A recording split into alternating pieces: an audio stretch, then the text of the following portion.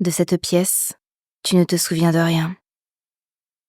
C'est comme si tu ne l'avais jamais vue, comme si tu n'y avais jamais été. Tu serais incapable d'annoncer la couleur des murs, de dire si le parquet y est posé à l'anglaise, à bâton rompu, en point de Hongrie, à coupe perdue ou en vannerie. Tu te souviens seulement qu'il était clair, suffisamment pour que lorsqu'à son encontre rebondissait la lumière, on croyait découvrir l'Eldorado.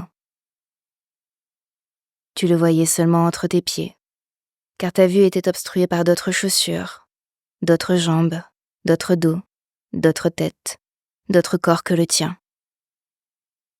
Tu ne sais si cette salle est grande, tant tu y étais serré, mais tu le supposes, à la façon dont la rumeur s'y propageait.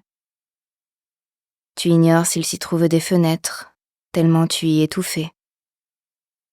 Tu doutes de son odeur, en ce que tu y percevais était une confusion de transpiration, de parfums d'hommes et de femmes ne s'accordant pas. Tu méconnais sa signalétique, ses ornements, le reste de ses tableaux. De cette pièce, tu ne te représentes que du mouvement, celui du pogo. Tu te souviens de zones de contact plus étendues entre ton anatomie et celle d'inconnu, que tu n'en avais jusque-là partagé en faisant l'amour.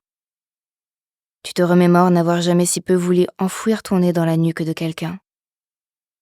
Tu te rappelles les différents points de pression appliqués dans ton échine pour te faire avancer, variant selon la taille de ceux qui te succédaient. Tu te revois te contorsionner au gré des enfants voulant se faufiler à travers toi. De cette salle, tu te souviens des bleus, de la fatigue, de l'impatience, de la colère.